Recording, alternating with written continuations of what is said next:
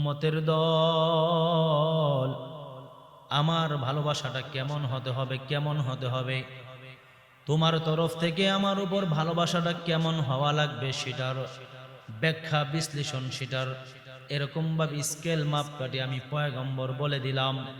লা ইউমিনু আহাদুকুম হাত্তা আকুনা আহাব্বা ইলাইহি মিন ওয়ালিদিহি ওয়া ওয়ালাদিহি ওয়ান নাসি আজমাইন। আপনার আমার পয়গম্বর ডাক দেয়া কয়, উম্মত, লা ইউমিনু আহাদুকুম হাত্তা, ততক্ষণ পর্যন্ত কেউ পরিপূর্ণ মুমিন হতে পারবা না, মুমিন হতে পারবা না যতক্ষণ পর্যন্ত না তোমার সন্তান, তোমার বিবি, তোমার সম্পদ, তোমার বাবা, তোমার পাড়া প্রতিবেশী, তোমার আত্মীয় স্বজনের চাইতে আমি পয়গম্বরকে বেশি ভালোবাসতে না পারবা। আপনি আর আমি, আমরা সকলে হুব্বে রাসূল, হুব্বে রাসূল বলি। এরে বাবা, ভালো করে লক্ষ্য করে শুনো, আপনার আমার পয়গম্বরকে সাহাবায়ে কেরাম কেমন ভালোবাসতেন, কেমন ভালোবাসতেন, কত ভালোবাসতেন। শুধু মুখে ভালোবাসতেন না, শুধু জবানেই ভালোবাসতেন না। সাহাবায়ে কেরাম আপনার আমার নবীকে কেমন ভালোবাসতেন। আমরা শুধু বলি মাল যদি আসে তখন রাসূলের ভালোবাসা চইলা যায়। আল্লাহর রাস্তায় যদি মাল দিতে বলি তাহলে রাসূলের ভালোবাসা চইলা যায়। যদি নিজের সন্তানের উপরে কোনো ত্রুটি আসে তাইলে আল্লাহর নবীর উপরের ভালোবাসা চইলা যায়। এরে বাবা, সাহাবায়ে কেরাম কেমন ভালোবাসতেন। আপনার আমার নবী যখন কোনো যুদ্ধের ময়দানে অংশগ্রহণ করার জন্য যদি কোনো এরকম ভাবে চাদর বিছায়া দিতেন, যদি কোনো রুমাল বিছায়া দিতেন, সাহাবায়ে কেরামদেরকে যদি ডাক দিয়া বলতো, সাহাবীরা তোমরা কে কি দান করবা করো, কার কাছে কি আছে সব আল্লাহর রাস্তায় দিয়া দাও, যুদ্ধের ময়দানে যাওয়া লাগবে।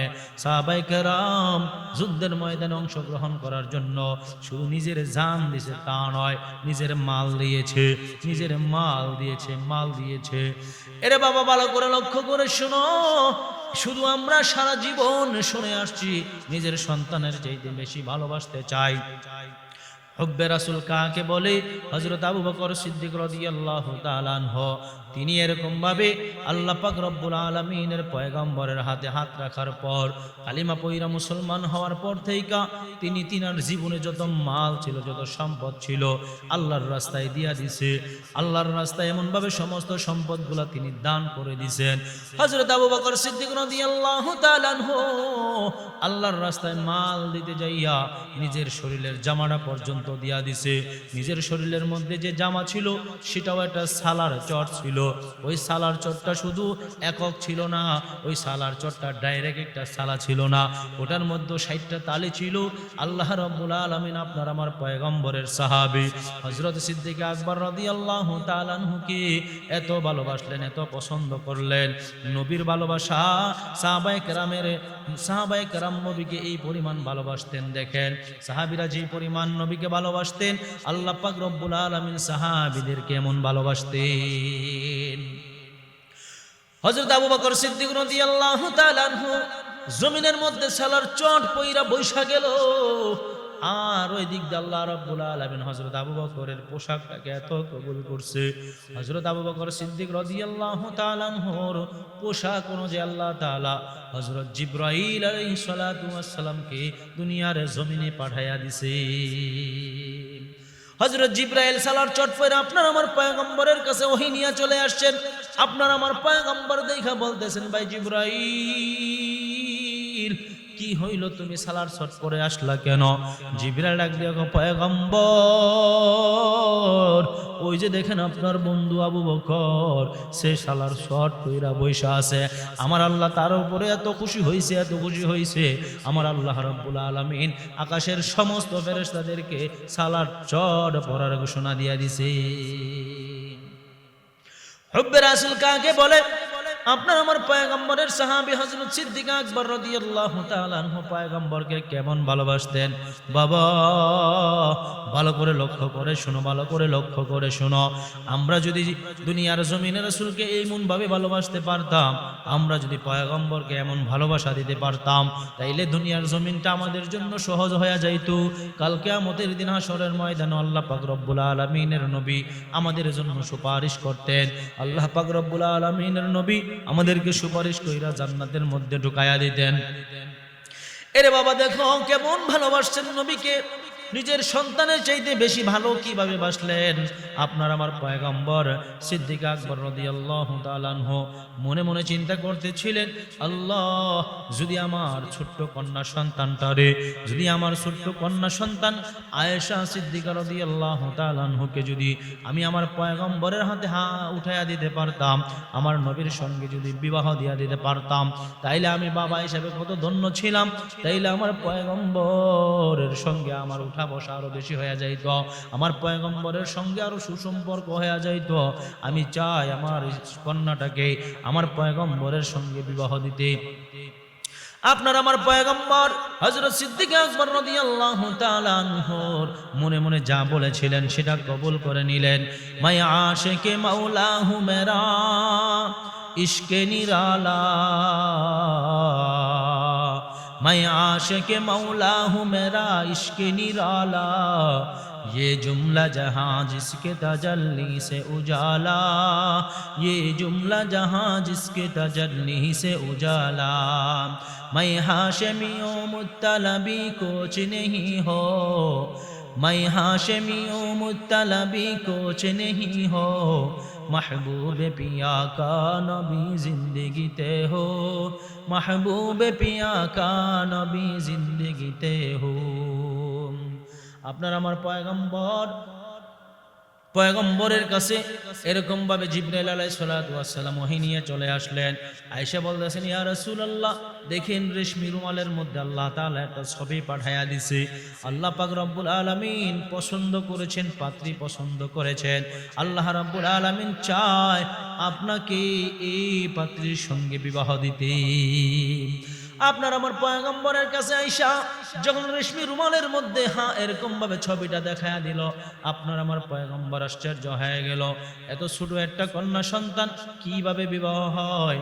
যখন আবু বকর সিদ্দিক রাদিয়াল্লাহু তাআলা আনহু আপনার আমার পয়গম্বরকে যখন বললেন, পয়গম্বর আমি আমার কন্যাকে আপনার সঙ্গে বিবাহ দিতে চাই, 6 থেকে 7 বছরের কন্যাকে কোন বাবা 50 বছরের ঊর্ধ্বে একজন পুরুষের সঙ্গে কি বিবাহ দিবে? যদি কোনো মানুষের ব্রেন ঠিক থাকে কখনো সে দিবে না। কেন দিবে না? ছোট্ট একটা মেয়ের সঙ্গে এত বড় একজন পুরুষের সঙ্গে বিবাহ দিবে না। কিন্তু হুব্বে রাসূল কাহাকে বলে? হযরত সিদ্দিক আকবর রাদিয়াল্লাহু তাআলা আনহু ডাক দিয়ে বলতেছেন, পয়গম্বর আমি আমার কন্যা সন্তানটাকে আপনার সঙ্গে বিবাহ দিতে চাই। এই জন্য দিতে চাই আপনার সঙ্গে যেন আমার মোহাব্বত বেশি হয়, আপনার সঙ্গে যেন আমার উঠা বসাটা বেশি হয়, আপনার সঙ্গে যেন আমার আসা যাওয়াটা বেশি হয়। আমি যেন কাল কিয়ামতের দিন হাসরের মাঠে আমি আমার মালিককে যেন বলতে পারি, আল্লাহ দুনিয়ার জমিনে কোনো আমল করে আসতে পারি নাই, দুনিয়ার জমিন থেকে কোনো আমল নিয়ে আসতে পারি নাই আল্লাহ, তবে তোমার বন্ধুর সঙ্গে আমার বড় মোহাব্বত ছিল, তোমার বন্ধুর সঙ্গে আমার বড় মোহাব্বত ছিল, তোমার বন্ধুর সঙ্গে আমার চলাফেরাটা একটু বেশি ছিল। এই জন্য আল্লাহর রাসূল বলেন, قل إن كنتم تحبون الله فاتبعوا, আল্লাহ পাক রব্বুল আলামিন বলেন, কুল ইন কুনতুম তুহিব্বুনাল্লাহ ফাত্তাবিউনি ইউহিব্বুকুমুল্লাহ ওয়া ইয়াগফির লাকুম যুনুবাকুম ওয়াল্লাহু গফুরুর রহিম। قل إن كنتم تحبون الله فاتبعوني يحببكم الله ويغفر لكم ذنوبكم والله غفور رحيم। সাহাবায়ে কেরামের ভালোবাসাটা কেমন ছিল? আল্লাহ পাক রব্বুল আলামিন বলেন, পয়গম্বর কুল ইন কুনতুম তুহিব্বুনাল্লাহ, আপনি আপনার উম্মতদেরকে জানায়া দেন, আপনি আপনার উম্মতদেরকে ভালো করে জানায়া দেন, ইন কুনতুম তুহিব্বুনাল্লাহ, কেউ যদি আমাকে পাইতে চায়, কেউ যদি আমি আল্লাহকে মুহাব্বত করতে চায়, কেউ যদি আমি আল্লাহকে ভালোবাসতে চায়, তাইলে সে যেন সর্বপ্রথম আপনাকে মুহাব্বত করে, সে যেন আপনাকে ভালোবাসে। কেউ যদি আপনাকে মুহাব্বত করে, কেউ যদি আপনাকে ভালোবাসে, তাইলে আমি আল্লাহ রব্বুল আলামিনকে সে ভালোবাসলো, তাইলে সে আমি নবীকে ভালোবাসলো। मैं दूर हूँ मजबूर हूँ ऐ सैयद आलम, मैं दूर हूँ मजबूर हूँ ऐ सैयद आलम, दीदार दिखाते नहीं आवाज सुना दो, दीदार दिखाते नहीं आवाज सुना दो। আল্লাহ রাব্বুল আলামিন বলেন পয়গম্বর, কুল ইন কুনতুম তুহিব্বুনাল্লাহ ফাত্তাবিউনি ইউহিব্বুকুমুল্লাহ ওয়া ইয়াগফির লাকুম যুনুবাকুম ওয়াল্লাহু গফুরুর রহিম। আল্লাহ রাব্বুল আলামিন বলেন পয়গম্বর, কেউ যদি আপনাকে ভালোবাসতে চায়, কেউ যদি আপনাকে মোহাব্বত করতে চায়, তাহলে সর্বপ্রথম সে যেন আমি আল্লাহকে প্রথম ভালোবাসে, আমি আল্লাহকে যেন ভালোবাসে।